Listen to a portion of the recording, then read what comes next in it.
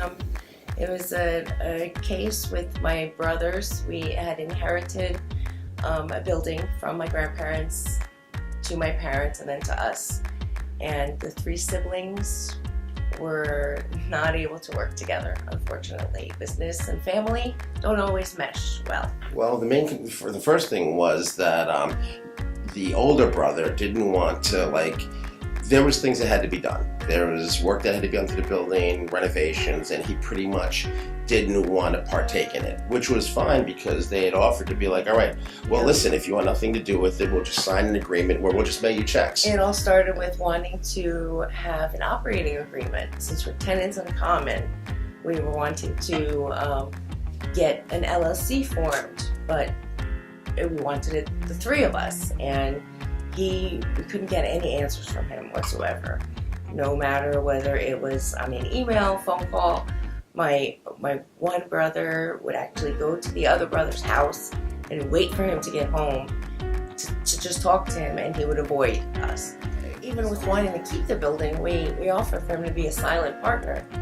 All it took was for him to sign an operating agreement. And then it finally got to the point where they'd offered to buy him out, where it's like, okay, here's a certain amount of money, which was above market value, where even after the closing, he ended up with a lot less, and he could have, avoided all this nonsense. So unfortunately, we had to do all the communication through a lawyer. Pretty much it got to the point that it was a number of years that the case was going on already, and there was no progress. It seemed that the previous attorneys were just kind of bouncing back and forth, and like we said, there was no progress whatsoever. So between your brother and yourself, you decided that it was time to seek other counsel, and you had dealt with... we had worked with Adam Leitman Bailey before regarding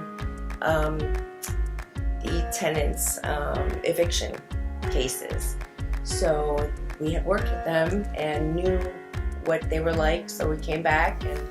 Well, there wasn't much feedback on the previous attorney's point. It was kind of anything that was brought from the other side, the opposing attorneys, it was kind of them just passing it along with no, okay, this is what we're going to do. As opposed to when we came here and they were like, okay, this is what they want, but this is what we're going to do. So there was a plan.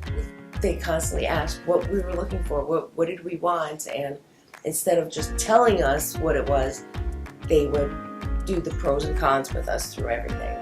Yes, Massimo and Christopher. Adam had come in one time, and because we were talking to Massimo about something, and Adam had come in, and I was listening to the point we're at, and that just reinforced everything that Massimo was doing, because Adam was like, oh yeah, so it was kind of that sense of wow, these guys know what they're talking about, because there was a lot of okay, we'll do this, we'll do this, we'll do that. Massimo really kind of laid it down as far as when and we were certainly has through the years, because like I said, it's been years since we've been doing this. Was assertive when he needed to be assertive, and sat back when he needed to, and there was always reasons behind his strategy. So, and he always kept us in the loop, which was perfect because we always knew what was going on. And he would catch all these little things that it was the minute numbers. No, it's point this, point that, point that. He'd be like, you kidding me? You could see that he's I had this all set up. What am I, you guys professionals? And you would see he'd walk out of the room and he had our best interest in hand. Yeah, had our back. That's one thing he understood where a lot of other attorneys didn't. And I understand it as well. This was a business. It wasn't personal. Well, unfortunately, it was personal because it was a family-owned building, and we all grew up there. We all lived there, and as much as you try not to make it personal, it is personal. So, and he got that. He understood it and was able to work with me and calm me down when I needed calming. And you're lucky if you get just a service you pay for. With him, it was just wow. Yeah. If I need someone to represent me legally, he's the first phone call I make. Yep. Yes. Absolutely. Yes. Yeah. So, he was 24/7 on the phone. He was always available for us. Listen, we're going to, get through this. Don't worry about the fact I'm on vacation. Just call me 24/7. Yeah. And always kept on top of me, too. Always everything was executed when it needed to be done.